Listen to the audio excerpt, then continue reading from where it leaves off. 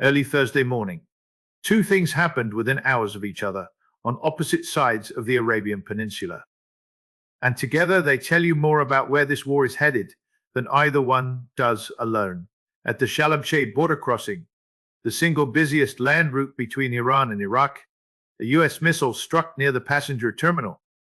Iranian officials said 2 people were killed and 11 wounded. A separate strike hit an area near the city of Andimesh, also in Khuzestan province. It was the 12th consecutive night of American airstrikes on Iran, almost simultaneously.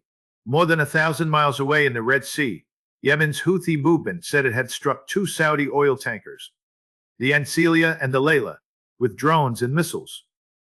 Satellite imagery later appeared to confirm a fire burning at the bow of the Ancelia. It was the first attack of its kind since the Houthis had announced 3 days earlier that they were imposing a full naval blockade on Saudi Arabia. 2 headlines, 1 news cycle. But they're not actually 2 separate stories. They're the same war, showing its 2 different faces on the same morning, one grinding and local, one calculated and global. This is the war that restarted on July 7th, after a ceasefire signed with real ceremony at the Palace of Versailles, and lasted barely 3 weeks before Iran struck 3 commercial vessels that had drifted outside an approved shipping lane. American strikes every evening, Iranian and now Houthi retaliation in between, and a slowly climbing toll on both sides that rarely produces a single dramatic turning point, so much as a steady accumulation of smaller ones. Thursday's news is simply the latest entry in that accumulation, notable mainly because it happened to land on 2 different fronts within the same few hours. The official version of this war, 5 months and 12 consecutive nights into its latest chapter, is a fairly simple one. The United States is bombing Iranian military infrastructure nightly to restore safe shipping through the Strait of Hormuz, and it will keep doing so until Iran can no longer threaten commercial vessels there. CENTCOM says almost exactly that after every strike. It's an accurate description of the stated goal. It's also no longer a complete description of the war, because somewhere in the last several days, the fight over 1 choke point quietly became a fight over 2. Start with what happened at Shalamchat, because it's the kind of strike that's easy to miss in a war that's produced a strike almost every night for going on 2 weeks. The crossing sits in Khuzestan province, in Iran's southwest, and it isn't a military installation in any obvious sense. It's a border checkpoint, a passenger terminal, a route pilgrims and traders use to move between Iran and Iraq. This isn't the first time it's been hit. Back in April, an earlier strike near the same crossing killed an Iraqi citizen and wounded 5 others, forcing Iraq to shut the crossing entirely and disrupting a route locals rely on to import vegetables and other food. Traders on both sides of that border warned at the time that even a short closure could ripple through local markets within days. This time, according to Khuzestan's deputy governor for security, the toll was 2 dead and 11 wounded near the passenger terminal, with a second missile hitting near Andimeshk the same night. CENTCOM's own framing for the broader campaign is that these strikes are aimed at degrading Iran's ability to threaten civilian mariners and commercial vessels in regional waters, a maritime justification applied to a strike that landed at a land border crossing hundreds of miles from open water, which tells you something about how wide the target list has grown. By night 12, now go to the Red Sea, where the more consequential story of the day was unfolding. To understand why the Houthis picked this exact moment to follow through on a blockade threat, you have to rewind about 10 days. On July 13th, Saudi Arabia struck the runway at Sana'a International Airport in Houthi-controlled Yemen to prevent an Iranian-linked airliner from completing a round trip. The plane had carried a Houthi delegation to Tehran and was due to fly them home. Yemen's internationally recognized government said the Houthis had forfeited any claim to civilian protection by using an IRGC-linked carrier for the flight in the first place. The Houthis called it an act of aggression. 2 days later, on July 15th, President Trump said in an interview that the US might strike Iran's power grid directly if the war continued. Iranian officials accused Washington of following through on that threat within 48 hours. And on July 16th, Reuters reported that Iranian leadership had told the Houthis directly to close the Bab al-Mandeb Strait if the US followed through on hitting Iran's electrical infrastructure. 4 days after that, on July 20th, the Houthis announced their blockade.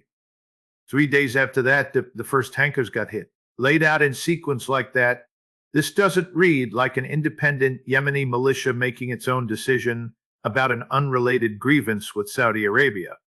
It reads like a lever Iran has had within reach the entire war, pulled at almost exactly the moment Washington escalated toward Iran's power grid. The Houthis framed the blockade publicly in their own terms. An eye for an eye, retaliation for what they call Saudi Arabia's decade-long siege of Yemen, tied specifically to the Sana'a airport strike. That grievance is real and predates this war by years. But the timing lines up too precisely with Tehran's own stated red line to be a coincidence. And that's the part of the story that gets flattened every time it's described as simply the Houthis attacking tankers. The actual mechanism is closer to a release valve. Iran under direct pressure at home, opening a second front through a partner 3,000 kilometers away. At the exact moment, the war on its own territory got worse. And the numbers behind that second front are enormous. The Strait of Hormuz has been effectively shut since the war began in February, taking roughly 10% of the world's oil supply out of normal circulation. Bab al-Mandeb, the strait the Houthis are now threatening, normally carries something like 7% of global oil output on its own. Close to 4 billion barrels of crude and refined product a year, even before this war started, funneling toward markets in Asia and Europe that have few practical alternatives on short notice. If both choke points were fully closed at once, you're looking at a quarter of the entire world's oil and gas supply, effectively taken off the map simultaneously. That's not a regional shipping disruption anymore. That's a structural shock to the global economy. And the World Bank said as much this week, warning that a prolonged conflict could drag global growth down to just 1.3% for the year. The market's already reacting to the threat before a single barrel has actually failed to ship. Tanker traffic through Bab al-Mandeb was rerouting away from the strait within hours of the blockade announcement, well before the Ancelia and the Layla were ever hit. Saudi Arabia has been leaning harder on its Red Sea export terminal at Yanbu since Hormuz closed. Daily shipments out of Yanbu have jumped roughly fourfold over the past year, from under 1 million barrels a day to around 4 million, and Yanbu sits on exactly the coastline the Houthis are now threatening to blockade. In other words, the alternative route Saudi Arabia built to survive losing the Gulf is the same route now under direct threat. There isn't a third option waiting in reserve.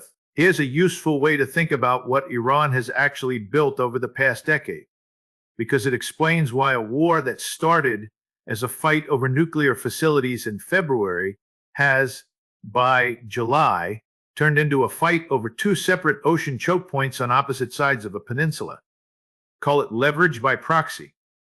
Iran doesn't need a blue water navy capable of matching the U.S. Fifth Fleet to threaten the global economy. It needs partners positioned at the world's narrowest shipping lanes, willing to act on a signal, with enough plausible deniability that each individual attack can be framed as a local, independent grievance rather than a coordinated escalation. The Houthis have played this exact role before, and the last time it happened, the world watched it unfold for the better part of 2 years. Beginning in late 2023, they disrupted global shipping through the Red Sea in solidarity with Gaza, an entirely different conflict, using an entirely different justification, firing at merchant vessels with only the loosest connection to Israel, and sinking or damaging several along the way. It worked well enough that major shipping lines rerouted around the southern tip of Africa for months at a time, rather than risk the straits, adding as much as 2 weeks to voyages between Asia and Europe, and driving up global freight costs in the process. That campaign wound down with a ceasefire last October. This one didn't need to be built from scratch. The infrastructure, the missiles, the drones, the trained crews, the willingness, all of it was already sitting there, largely intact, ready to be redirected at a new target the moment Tehran needed a new front opened. To be fair to Washington and Riyadh, there's a genuine case that none of this escalation was optional. Saudi Arabia has argued consistently that its restrictions on Houthi-controlled Yemen aren't a siege in the punitive sense the Houthis described, but a decade-old response to an armed group that seized power by force, continues to fire missiles into Saudi territory, and uses Iranian-linked aircraft for movements. Riyadh considers a security threat, which is precisely how Saudi officials justified striking the Sana'a airport runway on July 13th to stop an IRGC-linked plane, rather than to punish civilians. Riyadh has also pointed out, accurately, that it has spent a decade backing Yemen's internationally recognized government and providing humanitarian funding, even while restricting Houthi military resupply. A distinction, it says critics routinely collapse into a single blanket accusation of collective punishment. On that logic, the airport strike was a narrow counterterrorism action, not an act of war against Yemen's population. And the Houthi blockade that followed is a wildly disproportionate response, dressed up in the language of retaliation. The gap in that argument is the same one that's shown up throughout this entire war.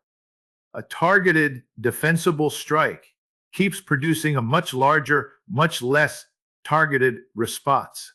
Saudi Arabia hits a single runway to stop one flight. 10 days later, 2 oil tankers are on fire in the Red Sea. A fourth of the world's oil supply is theoretically at risk, and the World Bank is revising global growth forecasts downward. Nobody involved seems able to take an action limited enough that it doesn't eventually widen the war rather than narrow it. And that's true whether you're talking about a runway strike in Sana'a or a missile strike at a passenger terminal in Khuzestan. Zoom out far enough and both halves of Thursday morning's news start to look like symptoms of the same underlying reality. This war no longer has an edge. It doesn't have a defined battlefield the way the opening weeks in February did, when the fighting was mostly confined to strikes inside Iran and counterstrikes against U.S. bases in the immediate region. 12 nights into this latest phase, the war touches a land border crossing that food traders use to move vegetables, and the shipping lane 4,000 kilometers away that carries oil to Asia. It touches a 19-year-old private and a 25-year-old lieutenant killed defending a base in Jordan, and it touches the captain of a Saudi tanker watching his own bow catch fire off the coast of Yemen for a fight that has nothing to do with his cargo run. Diplomacy hasn't vanished entirely underneath all of this.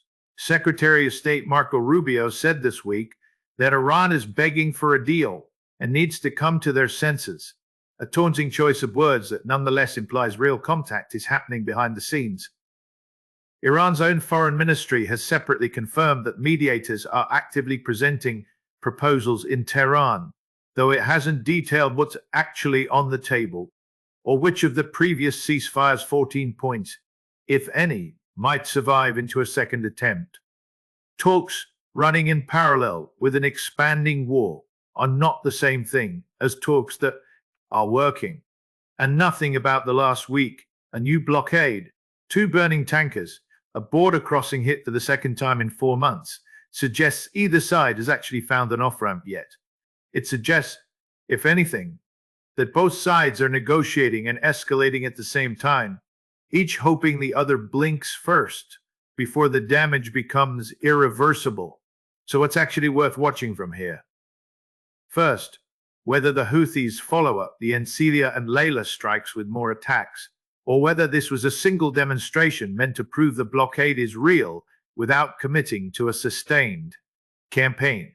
The difference between those two outcomes is the difference between a warning shot and Bab al-Mandeb functionally closing.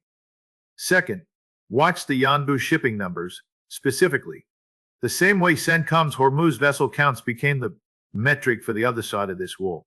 If traffic out of Yanbu starts dropping instead of climbing, That's the clearest sign. The second choke point is actually closing in practice, not just in announcement. Third, watch what comes out of whatever proposals Iran's mediators are currently reviewing.